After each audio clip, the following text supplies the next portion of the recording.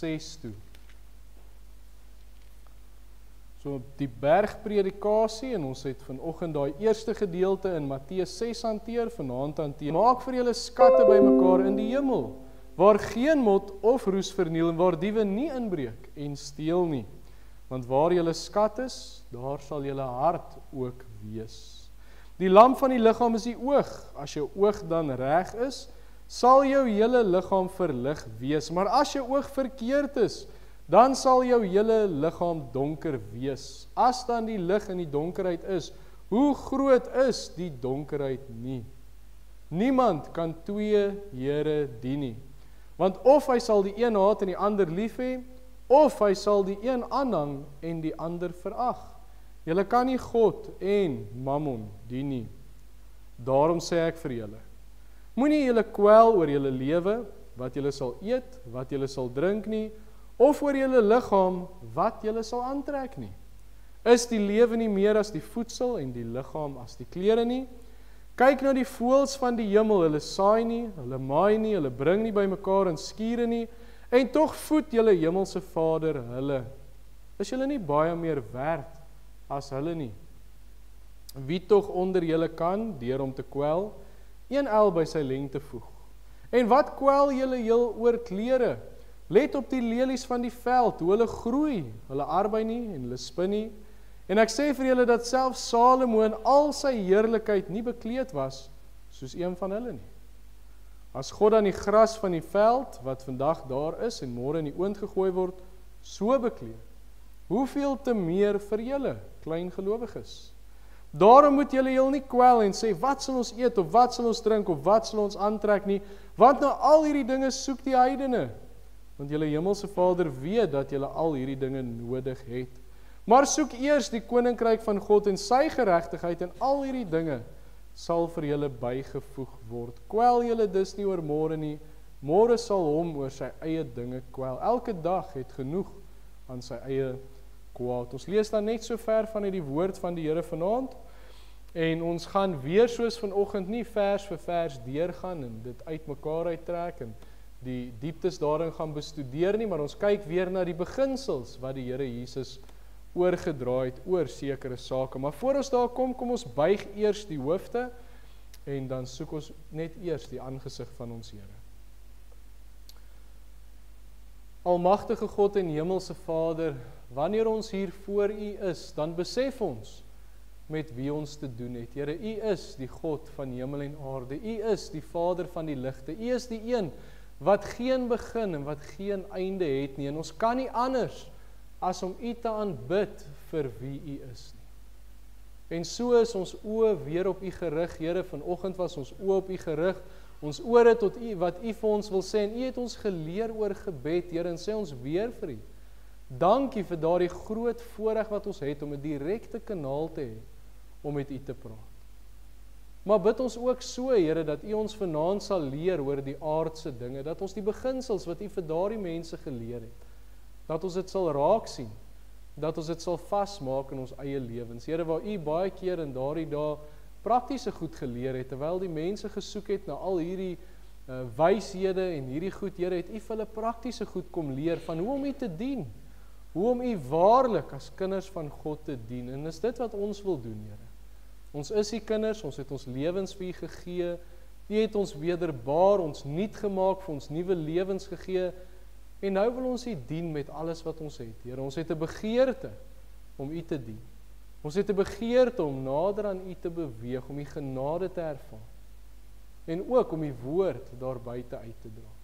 Ons bid, Here, dat U ons hier en naby sal wees, en ons bid ook op die pad van heiligmaking, Here, dat U dag vir dag ons nader aan U sal trek, dat ons nie agteruit sal gaan, dat ons nie sal veragter in die genade en veragter in geestelike groei nie, Here, maar dat ons dag vir dag sal groei, nader aan U beweeg, meer en meer soos U sal wees. En ons bid ook, Here, dat dit in ons alledaagse lewens sal geskied. Daar waar ons beweeg, dit wat ons doen, dit waarmee ons te doen het, dat ons daar ook U aangesig sal soek, dat ons daar ook sal leef soos wat U vir ons leer. En ook vanaand, waar ons gaan kyk na hierdie aardse dinge, bid ons, Here, dat ons daardie beginsels sal raak sien. Ons bid ook so vir ons gemeente, Here, U het hierdie gemeente hier geplaas, U het 'n plan met hierdie gemeente en U het 'n plan met ons wat hier bymekaar is. En ons bid so, Here, dat U plan sal geskied. Ons dink so aan die Here Jesus wat daardie gebed gebid het en gesê het, nogtans nie my wil, maar U wil. En dat U wil so sal geskied deur ons lewens, Here, wat ook al dit is. Dat U vir ons hier saam sal gebruik as liggaam van Christus en dat U vir ons op verskillende maniere sal gebruik. Sê ons vir U dankie, Here. Dat ons nie dieselfde persoon met dieselfde goeie eienskappe en selfde swakpunte en selfde uitkyk is nie. Sê ons vir U dankie, Here. Dat U so elkeen van ons kan gebruik tot uitbreiding van U koninkryk. En ons bid dat U ons gemeente, Here, aan mekaar sal vasweef, dat ons nader aan mekaar sal beweeg, daai gemeenskap van die heiliges, maar met ons oë gefestig op ons Meester, op ons Here, op U. Mag ons oë dan so op U wees, Here. Mag ons U dien met alles hier wat ons ook het.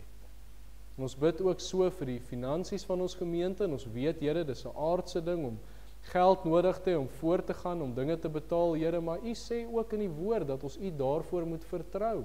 U sê ook in die woord dat die goud en die silwer en alles aan U behoort, en daarom vertrou ons ook dit van die gemeente aan U toe. En ons sê vir U dankie, Here, vir die beginsels wat U ook daaroor leer. Ons bid dan so, Here, dat ons vanaand in die teenwoordigheid sal inbeweeg, dit sal ervaar, en nader aan U sal beweeg. Ons bid dit alles in die wondernaam van Jesus Christus alleen. Amen. Ons teks van oordenking dan, Matteus 6 vers 19, wat sê, moenie vir julle skatte bymekaar maak op die aarde, so ons fokus op daai woord, op die aarde, en praat ons vanaand oor die tema, die gedagte, Jesus oor aardse dinge. So vanoggend was ons tema Jesus oor gebed, vanaand Jesus oor aardse dinge. So die vorige gedeelte kan 'n mens sê is 'n baie geestelike gedeelte, alhoewel ons gesien het dit baie prakties van aard is, hoe 'n mens bid en hoe 'n mens vas, is dit eintlik geestelike sake, gebed en vas en daardie verskillende dinge. Maar mense het soms die neiging, soms die gewoonte om sekere sake te kategoriseer. Hulle sal byvoorbeeld dinge soos gebed en vas en liefdadigheid en daai goed wat ons oor gepraat het, sal hulle as Bybelse sake klassifiseer, en dan as hulle meer wil weet van gebed, vas, liefdadigheid, daai goed, dan raadpleeg hulle die Bybel, wat natuurlik reg is, dis Bybelse sake. Maar dan maak mense baie keer die fout. Hulle vat spesifieke sake soos finansies, politiek, landbou, al hierdie goed, en hulle kom kategoriseer dit hier op hulle eie. Dis aardse dinge. Dis dinge wat heeltemal eenkant is, wat nie noodwendig Bybelse sake is nie. En mense klassifiseer dit dan buite die werking van God. So wanneer hulle oor Bybelse sake wil weet, dan luister hulle na die Bybel en hulle raadpleeg God. Maar as dit by hierdie aardse dinge kom, dan gaan soek hulle baie keer hulle raad op ander plekke, gaan soek ander skrywers en tydskrifte en boeke en kenners en geleerdes, en dan wil hulle daar al die kennis op doen. Nou iemand in die Bybel wat presies dit gedoen het, is die bekende Petrus. So, Petrus was 'n Jood gewees. Hy het die Torah onderskryf en die wette gehad en hy het geluister daarna. Hy het die Ou Testament goed geken en toe die Here Jesus leer, toe luister hy. Maar Petrus het natuurlik ook hierdie ander aardse sy gehad. Hy was 'n werker gewees. Petrus was 'n visserman gewees en hy het ook in 'n mate die fout gemaak om sake te klassifiseer. Hy luister na die lering van die Here Jesus. Die Here Jesus het daar op sy boot geklim en geleer, maar toe dit by visvang kom, toe is dit 'n ander saak. So en ek wil dit graag vir u lees in Lukas 5. U is welkom om saam met my te blaai as u wil. Lukas 5.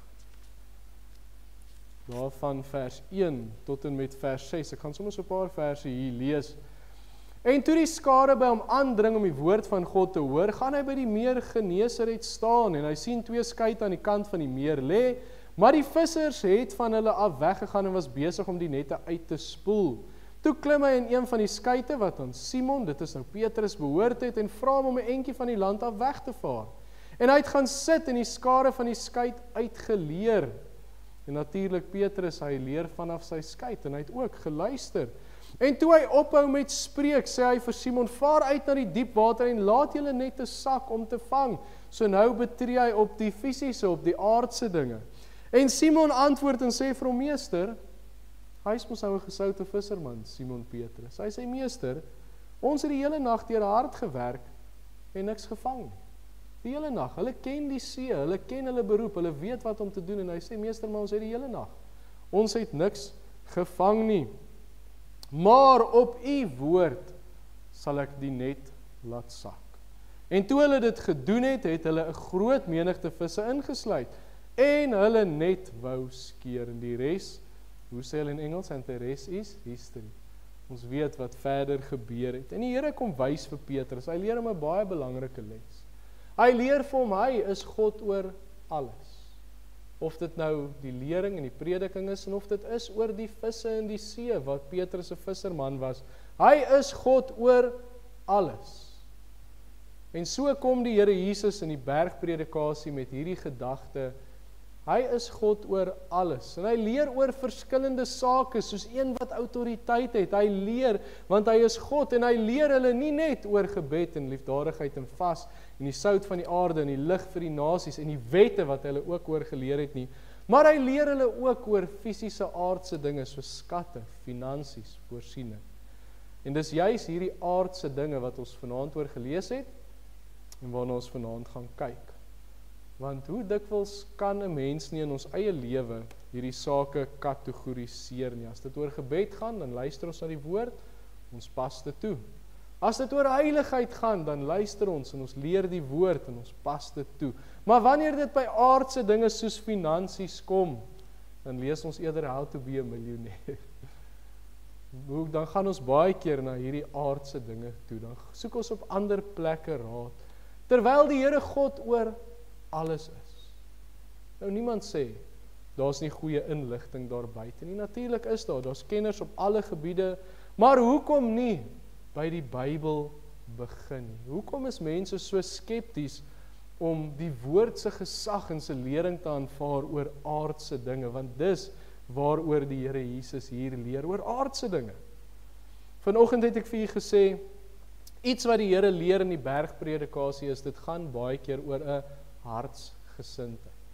Dit gaan oor die hart waarmee ek dinge doen. Dit gaan oor hoe ek die Here dien, hoe opreg dit is. En wanneer dit by aardse dinge kom, wys die Here vir ons, dit is net so waar, en ons gaan nog daarna kyk, ons gaan dit vanaand sien.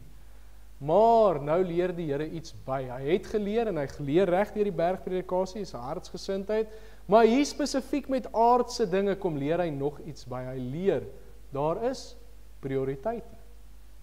Die bekendste vers in hierdie gedeelte, Matteus 6 vers 33.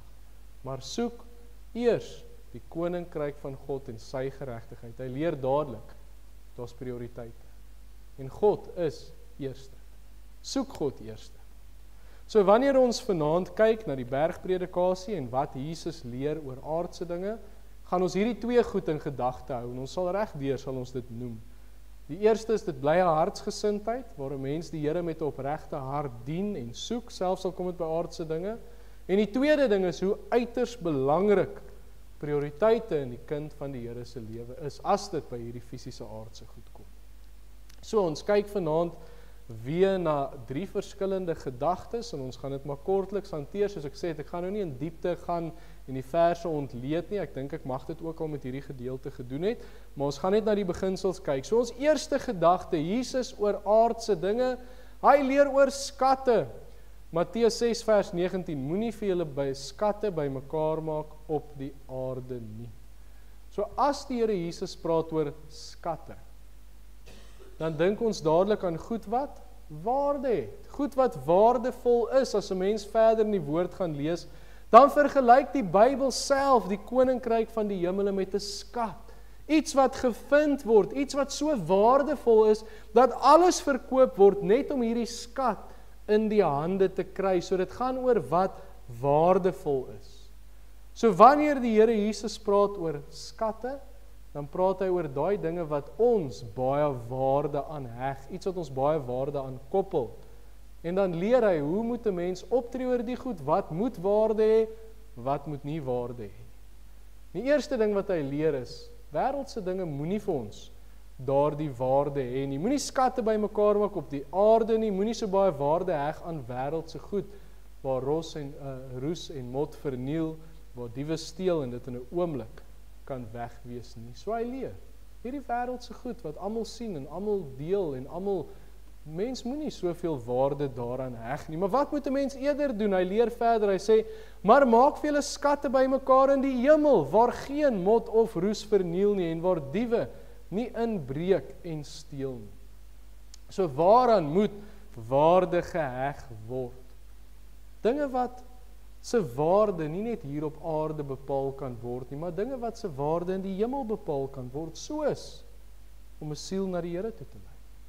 Om jou kinders in die weë van die Here groot te maak is baie belangriker as om 'n vol bankrekening te hê, om iets vir die Here te beteken. Om soos die Here Jesus te kan leef en 'n voorbeeld te wees, om ware Bybelse wysheid te hê. Dis alles goed en ons kan 'n lang lys maak van dinge waaraan waarde gevoeg kan word, wat baie belangriker is as die skatte hier op aarde. Ek lees vandag nogal heel interessant van 'n man wat op die Titanic was. En die man het blykbaar, hy was 'n multimiljonair gewees. Hulle sê hy het soveel geld in sy bankrekening gehad dat hy 30 Titanics kon koop. En toe die Titanic sink en hy is nou hierdie ryk en vername man, toe het hy eenkant toe gestaan en ander mense begin help en kinders op die bote gesit en vroue op die bote gesit. En na die tyd waarvan het hulle getuig, nie van hoeveel geld hy gehad het nie, maar van die beginsel wat hy gehad het om ander mense te help. Kyk waarom voeg hy waarde, om mense te help terwyl hy soveel in sy bankrekening gehad het. So, moenie skatte hier op die aarde bymekaar maak nie. En dan gee die Here Jesus die rede. Hy sê, want waar julle skat is, daar sal julle hart ook wees. Het gaan oor 'n hartsgesindheid. As mense vir hulle skatte bymekaar maak op die aarde, is dit waar hulle hart gaan wees. Maar ons fokus moet op die hemelse wees. Dan sal jy die Here met jou hart dien. Wat leer dit vir ons? Ons maak dit weer prakties van aard. Dit beteken nie 'n mens kan nie aardse dinge hê nie, beslis nie. Ons almal leef hier en ons het dinge en ons besit dinge, maar die twee dinge wat ons in gedagte hou is, waar lê my hart? Dit gaan oor 'n hartsgesindheid en dit gaan oor prioriteite. Wat is my prioriteit? My fokus moet nie op hier en nou wees, waar ek hierdie dinge bymekaar maak, skatte, mooi huise, mooi karre. Het is nie verkeerd om hierdie goed te hê nie. En ons kan dit vir mekaar sê, die Here seën met aardse dinge ook. Die Here seën met 'n huis wat 'n mens kan besit, of 'n kar, of ons kan goed opnoem. Maar waar lê my hart? Waarop is my hart gerig? Is dit op hierdie goed? Of is dit op die Here? En as ons klarigheid daaroor wil hê, is 'n goeie vraag om te vra, waaraan spandeer ek die meeste tyd? En laat dit ons dink aan die oom wat daar buite staan in sy kar elke dag polish. Waaraan spandeer 'n mens die meeste tyd? Waar lê my hart? Mense spandeer baie keer hulle tyd aan hulle skatte, maar geen tyd aan die Here nie. Geen tyd aan die dinge van die Here. Geen tyd aan 'n geestelike lewe of Bybel lees of bid, maar die skatte kry 'n mens se hart. So dan weet ons beslis, dit is verkeerd. Die tweede ding is die Here my prioriteit, of is hierdie aardse besittings my prioriteit? Want weer eens, die Here seën ons baie keer, maar hy moet ons prioriteit bly. So dit leer ons, wees gefokus op die Here, hy moet die belangrikste ding in ons lewe wees, en ons fokus moet eerder op dinge wees wat ewigheidswaarde het. Maak skatte bymekaar in die hemel. Die Here seën met aardse dinge, maar dit moet nooit, ooit my fokus wees. Dan, die tweede gedagte, ek het vir u gesê, ek hanteer dit redelik vinnig, ons beweeg redelik vinnig deur dit ook. So die tweede ding wat die Here Jesus leer oor aardse dinge is, hy leer, jy kan nie twee Here dien nie. Matteus 6 vers 24, niemand kan twee Here dien nie, want of hy sal die een haat en die ander lief hê, of hy sal die een aanhang en die ander verag. Julle kan nie God en Mammon dien nie. So, die Jode in daai tyd het nie fisies vir Mammon gedien, wat 'n God was of 'n standbeeld nie, maar dit is die beeld wat gebruik word vir die geluksgod of die geldsgod. So vir hulle was dit finansies gewees. Die Here Jesus spreek geld of finansies direk aan. En hy doen dit deur daai voorbeeld, dat 'n mens nie twee Here kan dien nie. Ons kry dit ook in Lukas 16 vers 13 en 14, daar staan, Geen huisknegt kan twee here dien nie, want of hy sal die een haat en die ander lief hê, of die een aanhang en die ander verag. Julle kan nie God en Mammon dien nie, so amper presies dieselfde woorde. Maar dan staan daar in vers 14, en die Fariseërs wat geldgierig was, het ook al die dinge gehoor en hom beskimp. So nou sien ons, wat is die slegte kant, wat is die teendeel? Geldgierigheid, mense wat se fokus op geld is en hulle dien Mammon. So want onthou nou wie die Here Jesus se gehoor was. Hy's besig met die bergpredikasie, die disippels is daar, almal wat die Here Jesus gehoor het, wat die gerugte gehoor het, daar is daar duisende mense, en die skrifgeleerdes, en die Fariseërs is daar, hulle wil Jesus vang in sy woorde, maar hulle is geldgierig. Ons lees dit in Lukas 16, en hy leer daar, jy kan nie God en Mammon dien nie. So, wat die Here hier oordra is, dien die Here. Moenie wêreldse rykdom najaag nie, want as jy albei probeer doen, God probeer dien aan die een kant, maar ook wêreldse rykdom najaag, hoe sê hulle, van die hand na die mond, val die pap op die grond. Nee, iewers gaan ek die bal laat val. Dit gaan net nie uitwerk nie. So dink aan die woord wat gebruik word, hy sê, dien. Jy kan nie God en Mammon dien. Hoe dien 'n mens iemand? Jy gebruik inspanning, jy gebruik jou fokus, jy werk om daardie persoon gelukkig te hou. So waaroor gaan dit vir my? Waaraan bestee ek my inspanning, my fokus, my tyd? Waarna toe gaan dit? Gaan dit om die wil van die Here te doen of gaan dit om myself te verryk? Dis eintlik waarop dit neerkom. So en dit bring ons terug na ons dag toe, die twee kerngedagtes. Dit gaan oor my hart. Waarop is my hart gerig? My hart kan nie verdeeld wees tussen geld en God nie. Dit werk net nie uit nie. Ek moet seker maak, my hart is gerig op die Here en om hom te dien. Die tweede ding, prioriteite. Die Here moet prioriteit in my lewe geniet. En ek het al vir u voorbeelde genoem. Ek het al baie mense in my lewe ontmoet wat heeltemal gerig was op geld. Wat enigiets sou prys gee, net vir daai bietjie ekstra geld wat hulle wou maak. En 'n mens sien dit en 'n mens ervaar dit, maar 'n kind van die Here wat op hom gerig is, ervaar mens ook en 'n mens sien dit ook. Hierdie aardse dinge kan verbygaan of hierdie persoon skatryk of brandarm is, dit kan verbygaan, solank hulle die Here kan dien. Die Here moet prioriteit in my lewe geniet, nie geld nie. Daarom maak seker, ons dien die Here. Dan ons derde en laaste gedagte. So die Here Jesus kom leer hier vir kinders van die Here, vir daai groot skare, almal wat hom nog sou dien en nie sou dien nie, en die beginsels toe hy dit vasmaak, hy leer vir hulle, julle moenie gespanne raak nie, julle moet vertrou. En dit was vir daardie mense moeilik, dit was vir hulle groot faktor gewees, want die gehoor, hierdie groot gehoor Jode, het gesukkel. Ja, daar was die Jode het gesukkel. Ja, daar was die tollenaars, die Fariseërs, die skrifgeleerdes wat beter vir hulle self gedoen het, maar die oorgrootse meerderheid Jode in daardie tyd het gesukkel. Hulle was arm, hulle was onder die Romeinse juk gewees, en dit was vir hulle 'n groot bekommernis. Hoe gaan hulle 'n lewe maak? Hoe gaan hulle 'n bestaan maak? Hulle sukkel. Maar net soos die Here God oor alles is, en soos die Here, hy leer, hy sorg vir sy natuur, soos die voëls en die lelies van die veld, so gee hy die versekering, hy sorg vir sy kinders. Hulle moet vertrou. Petrus skryf oor dieselfde gedagte in 1 Petrus 5 vers 7, hy sê, werp al julle bekommernis op hom, want hy sorg vir julle. Werp julle bekommernis op hom, plaas jou vertroue in hom, en hierdie, weet nou nie hoe interessant die Grieks vir u is nie, maar hulle sê, hierdie is in die Aorist imperatief, met ander woorde, dis iets wat ek doen en is verby.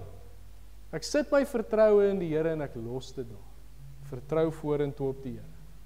Dis asof hierdie dinge op 'n skaal gesit word, my bekommernis aan die een kant en my vertroue aan die Here aan die ander kant. Hoe meer ek op die Here vertrou, ek kan nie stres nie.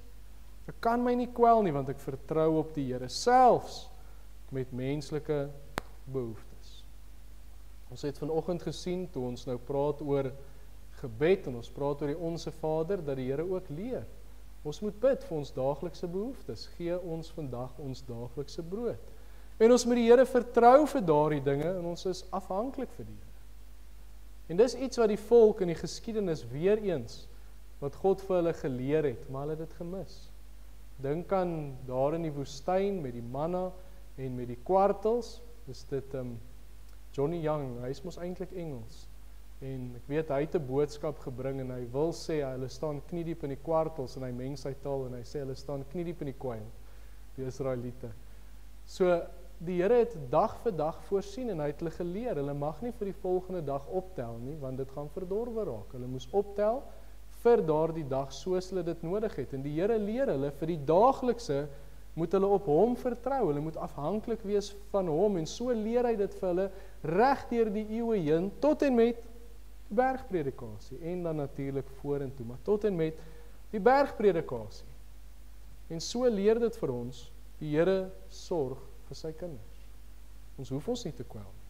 Dit beteken nie ons hoef nie te werk nie, ons weet die woord sê en ons sweet van ons aangesig sal ons brood verdien.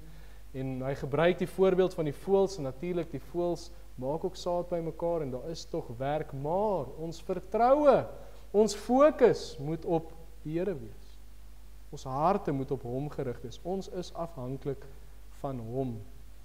En dan daai baie belangrike vers, Matteus 6 vers 33, maar soek eers die koninkryk van God en sy geregtigheid en hierdie dinge sal vir julle bygevoeg word. So prioritiseer die Here, maak hom die fokus, want hy sorg.